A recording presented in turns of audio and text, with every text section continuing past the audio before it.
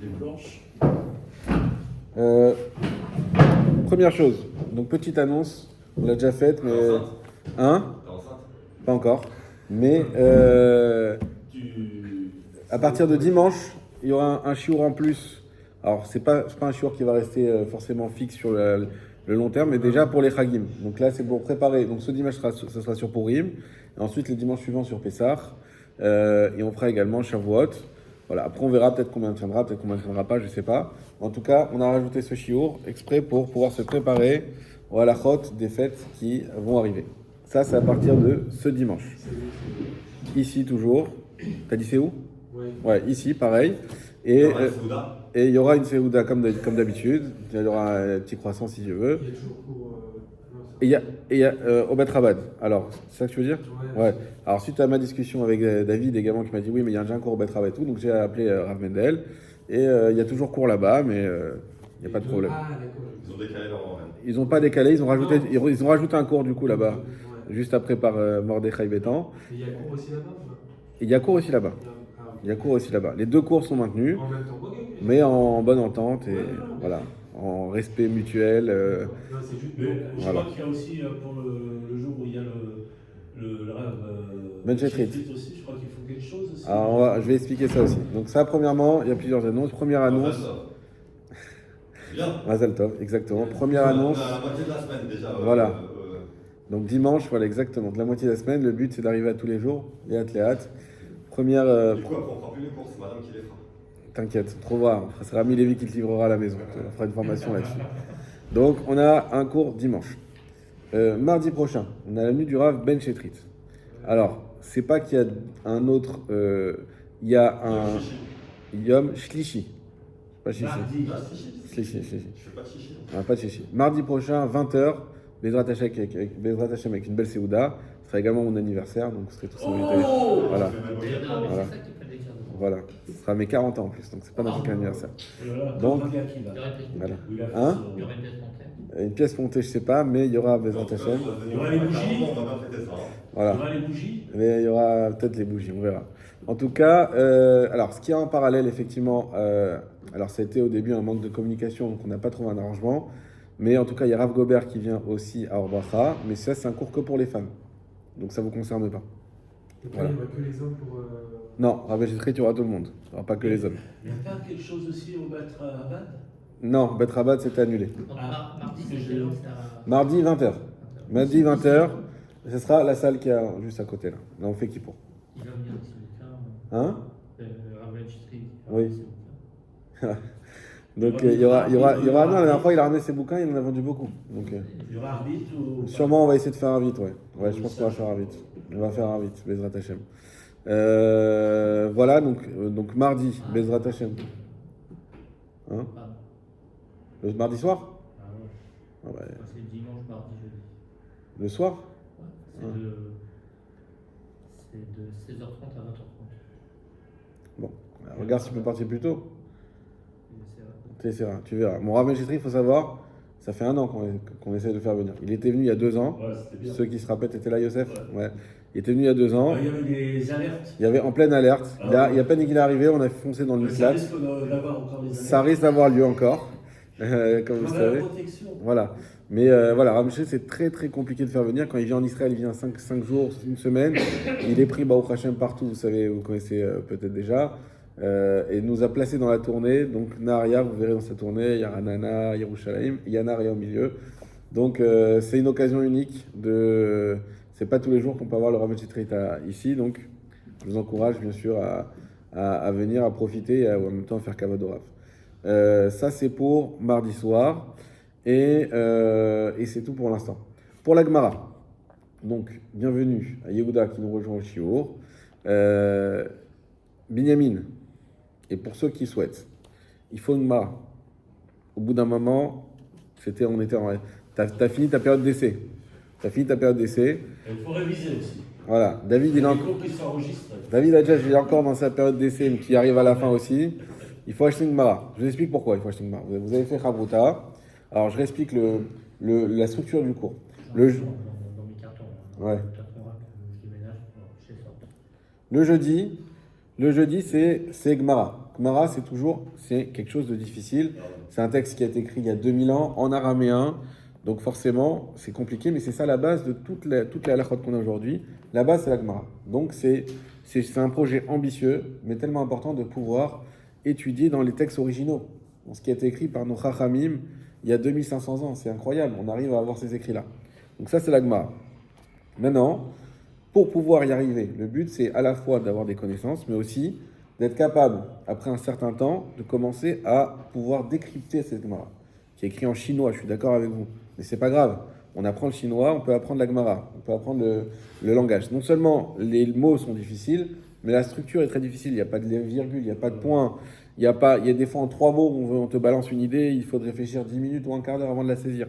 Donc, ça demande un effort, mais c'est impossible en venant, comme ils disaient à l'école, comment ils disent quand tu viens sans tes affaires? Les mains dans les poches, non, tu viens en touriste. Tu viens en touriste. Alors au début, oui, on peut venir en touriste, on apprend, voilà. Et après, maintenant que vous êtes des piliers du chiour, il faut venir. Hein? Toi, tu es encore en phase touriste, il n'y a pas de problème. et après, non, je dis là, pour pouvoir évoluer, il faut quoi? Il faut venir avec sa Gemara, un crayon. Pas compliqué. On peut même commander des Gemarot traduites, si ça vous dit. David de Ben Sakoun, il vient d'en acheter une. On peut commander des Gemarot traduites, ça peut aider aussi au début pour réviser à la maison. Aussi, on enregistre les shiurim. Donc les shiurim, le but des enregistrements, c'est de pouvoir revoir le shiur tranquillement à la maison, de faire Chazara. Quand vous arrivez avec votre crayon, pendant le shiur, vous marquez les mots. Moi, en shiur, je traduis les mots. Vous marquez, si j'ai un mot que je n'ai pas traduit ou traduit trop vite, vous me redemandez, je répète, il n'y a pas de problème. Comme ça, vous notez les traductions, vous notez éventuellement la ponctuation, et vous pouvez même noter des idées sur le côté de la Gemara. Il y a une petite marge blanche. Vous mettez votre crayon et marquez des questions, des réponses. Même quand vous faites Hazara, vous pouvez marquer. Il y en a qui croient que c'est interdit d'écrire sur le livre. Au contraire, plus vous écrivez, mieux c'est. Donc vous écrivez tout ce que vous voulez sur la Gemara. Et quand vous arrivez à la Chavruta la semaine d'après, comme c'est ce matin, donc là, Baruch Hashem, on a des Chavrutot qui commencent à se constituer. Et bien vous arrivez avec votre Chavruta, vous refaites le passage et vous êtes mis à ce moment-là à l'épreuve de voir est-ce que vous avez compris, est-ce que vous êtes capable de refaire dans le texte, etc. Et vous allez voir que vous allez y arriver. Vous allez voir que vous allez y arriver petit à petit, vous allez y arriver et vous allez réussir à décrypter, non seulement à décrypter, mais à comprendre. Et ça, vous allez voir que c'est un sentiment magnifique d'arriver à ça. Même si c'est par petit peu. Moi, je me rappelle à Yeshiva quand on était tout jeune, et ben, comment on faisait? On marquait tout. C'est pas un problème, c'est pas des anti-sèches de marquer. 48, t'es encore jeune. Ouais. Des anti-sèches. Donc, c'est pas des anti-sèches. Vous pouvez marquer tout, il n'y a aucun problème. Et donc, voilà. Donc, ceux qui veulent commander Gemara, des fois, je sais qu'il y a toujours ce petit écran-là. Vous me le dites, je vous la commande, je vous l'amène sur place comme on a fait avec les autres livres. Je te le dis maintenant. Voilà. Un marabout. Il a un marabout. Je me débrouille avec lui. C'est combien? Ça sera pas cher. Gemara, c'est pas grand-chose. En hébreu ou en français? En hébreu, c'est quoi? 600 shekels? Non, beaucoup moins. Ouais. Beaucoup moins. Entre 20 et 40 shekels, à mon avis. Ah bon? Ouais. Une Gemara comme ça? Non, c'est pas cher, une Gemara comme ça. Bon, je m'en occupe, d'accord? Je vous dirai le prix pour valider. Qui en veut? Comme ça, je vois avec lui déjà. Moi, je veux avec la béquille, moi, je veux le français. Tu veux celle en français aussi? Celle en français, c'est beaucoup plus cher. Celle en français, c'est beaucoup plus cher. Oh non! Combien tu l'as payé, David? Elle est plus grosse.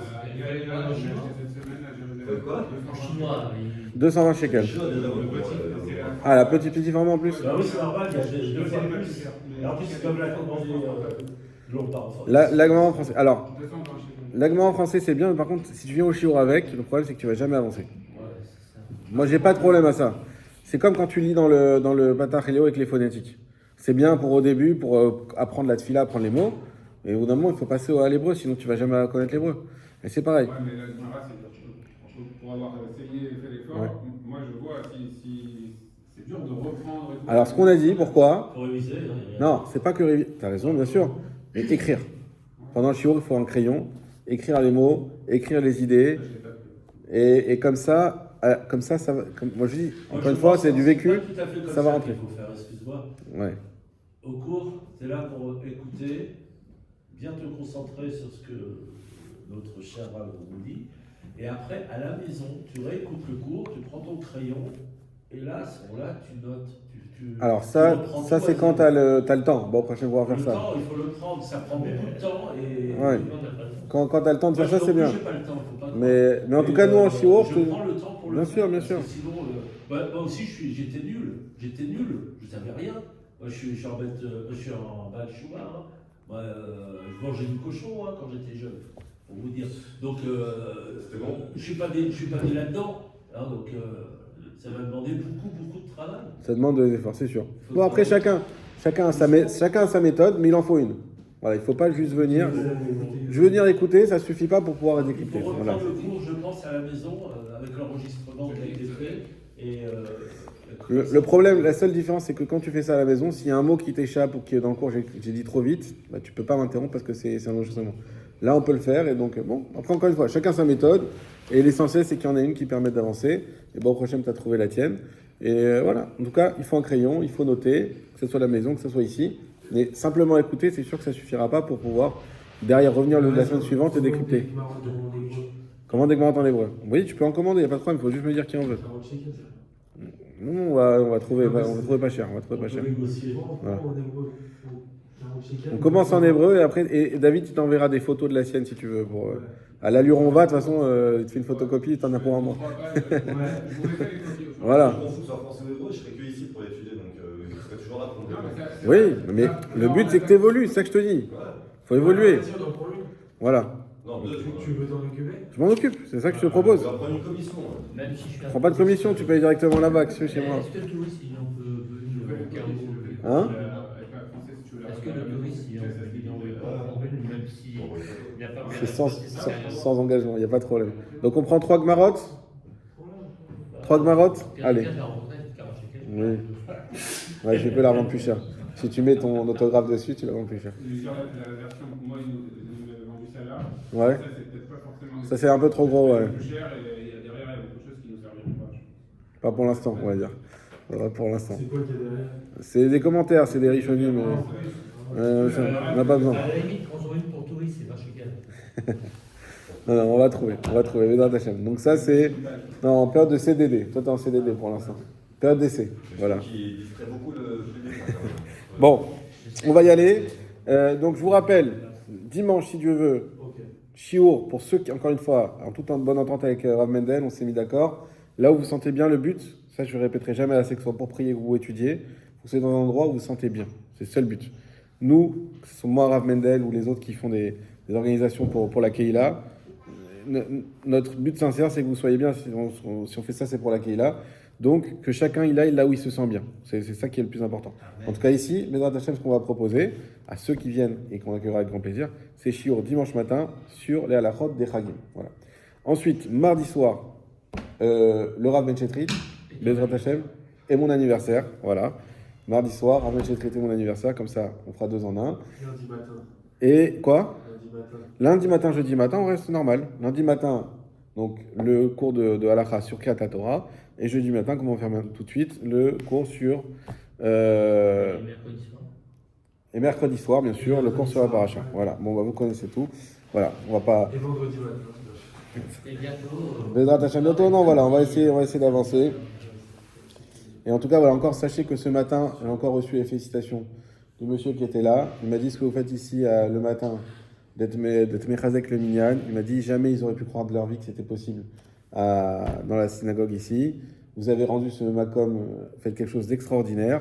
Et il m'a dit, dès que vous avez besoin de trouver un Makom pour vous, moi je serai là pour vous soutenir. Je n'ai jamais parlé de ma vie, ce monsieur, je ne le connais pas. Celui qui était là, lui il travaillait à Moatzat Hadatit avant. Donc il m'a dit, tu connais, il m'a dit, normalement tu devrais pouvoir même prendre le Oulam. Ça, ils n'auraient pas le droit de te poser leur Séoud al-Shabbat. Tu dois y aller en force et tu dois te truc. Écoute, moi c'est pas trop. Non, c'est comme ça que ça marche ici. Et en tant qu'Olim Khadashim, ils doivent vous donner un Makom, etc. Bon, moi j'ai rien demandé, il est venu me parler tout seul. Et voilà, on se rend pas compte des fois de ce qu'on fait. Alors, encore, voilà, je disais, un de mes rabbinim, le Rav Mendel d'Anan, de Fontenay-sous-Bois, Mina Shamaim de malade. Ça veut dire, j'étais dans l'avion donc hier pour revenir de Paris. J'étais assis sur le rangée 26, déjà c'était sympa, sur la place C, donc celle qui est sur le couloir, et lui il était 26 de l'autre côté. Donc on est retrouvés comme ça, on a parlé pendant 4 heures, on a pu échanger nos expériences. Donc c'est un Rav vraiment très spécial. Ça. C'est un Rav qui est marocain Chabad, mais qui est Rav d'une choule marocaine, d'accord? À Fontaine-sous-Bois, le centre Hillel. Ah bah voilà. Le centre Hillel, tu dois connaître le centre Hillel. Pas loin de Ratatouille. Même trottoir que Ratatouille. Non, ça c'est une autre, c'est Bet Shalom.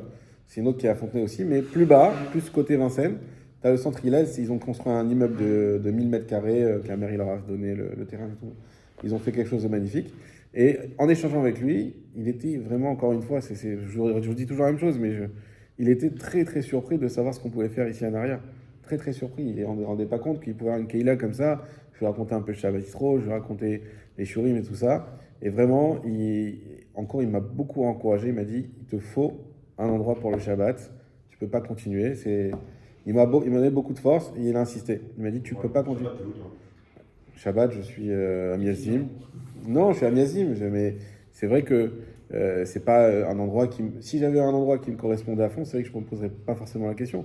Mais effectivement, il dit, tu peux pas avoir, il faut un endroit du Shabbat. C'est ça qui forme la Keila, qui forme aussi moi. Tu fais à l'israélienne. Hein? Tu fais des horaires à l'israélienne. Nous, si on fait Bezrat Hashem, c'est 9h. 9h, je trouve que c'est un bon. 8h30, c'est un peu. Faut voir peut-être en hiver. Ça, c'est bien. On fait le cours à 8h30. Bezrat Hashem, on sait qu'il y a beaucoup. Bon. Plusieurs minyanim. Ça, c'est sûr. Plusieurs minyanim. Et on espère même qu'il y aura des rabbanim qui pourront s'associer et faire plusieurs shiurim. Ça, je vous ai dit, c'est pas du tout quelque chose qui me dérange. Et qu'on ait un shiur de ce côté et un autre shiur de ce côté. Et Bezrat Hashem, que ça. Le but, encore une fois, c'est pas un but. Évidemment que c'est un projet aussi qui est personnel, mais c'est surtout un but de Keila. Et le but, c'est de faire monter cette Keila qui est que. Il m'a dit lui-même, ce que je vous ai dit, ceux qui étaient là, Shabbat Yitro pourront témoigner.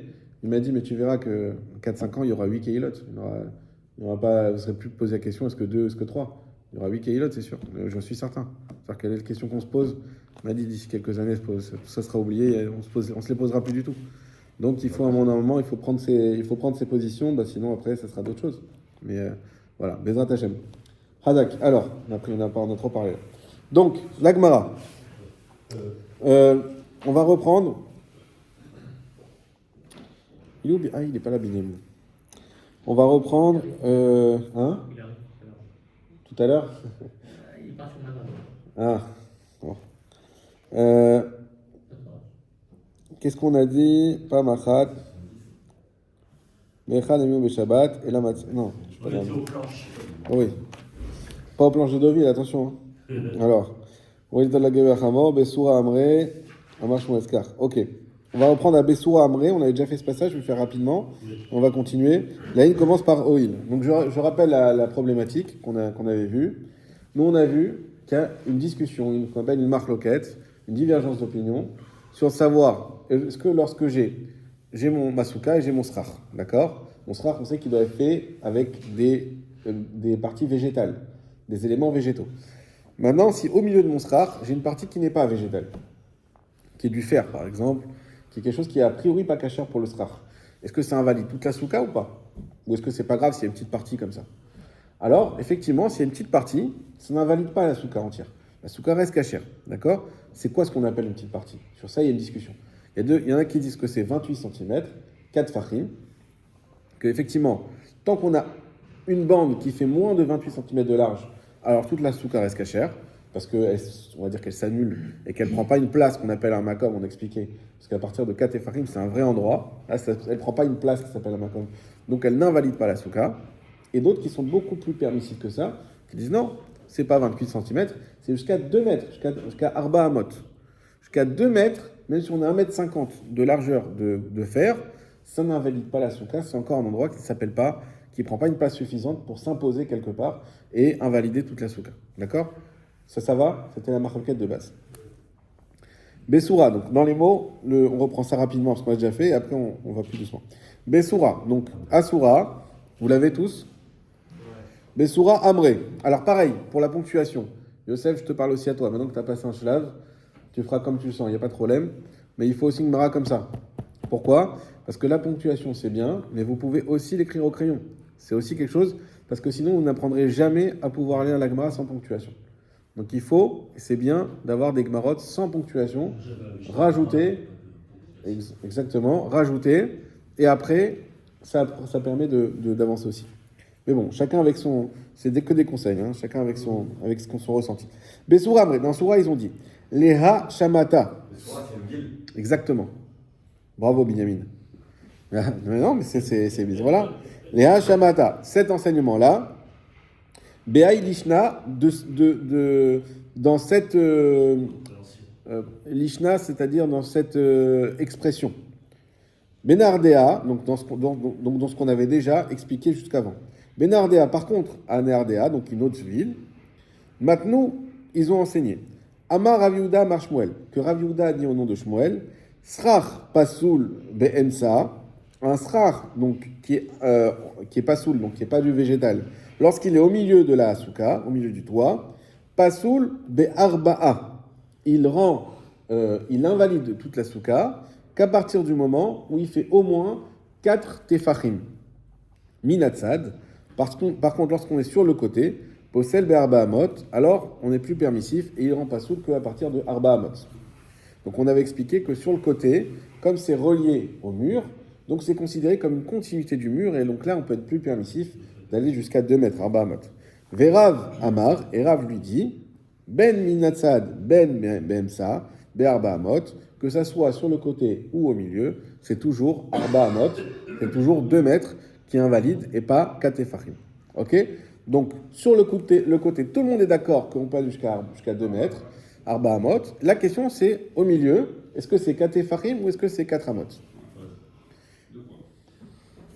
De fer. De sera pas sous. Et là, il y a une contradiction. Pas de vide. Il y a une contradiction avec la Mishnah qu'on avait vue juste avant, où Rav il disait 4 téphars. Exactement. L'avis de Rav a été inversé. Donc, entre Soura et Nardea, on n'a pas la même version, c'est le mot que je cherchais tout à l'heure, on n'a pas la même version de l'avis de Rav. Mais en tout cas, le fond de la marloquette, il reste le même. La même chose, on ne parle pas forcément de la même chose. Si, a priori, on parle de la même chose. On t'a bien dit BMSA, etc. Donc, on a une inversion des avis, mais le fond de la marloquette, il reste le même. Nan. Alors, maintenant, on va essayer de trouver des arguments. On a enseigné dans une Mishnah. Nathan Alea Neser Shiur Rachav Arba. Celui qui a mis dans sa souka une planche qui est large de 4 tefarim, Arba tefarim. D'accord? Donc on a expliqué que une planche qui est trop large, ça ressemble trop à un toit de maison, et donc les Chachamim ont invalidé cette planche pour l'utilisation du srar de Sukkot. D'accord? Et donc cette planche-là est considérée comme du srar pas kasher. Donc celui qui a mis donc, dans sa souka une planche de Arba tefarim, en d'autres termes, il a mis du srar pas kasher. Kshera, qu'est-ce qu'elle dit la Mishnah? C'est kasher. Ça veut dire quoi? La souka, malgré tout, même si cette planche n'est pas cachère, la souka, dans sa totalité, elle reste cachère.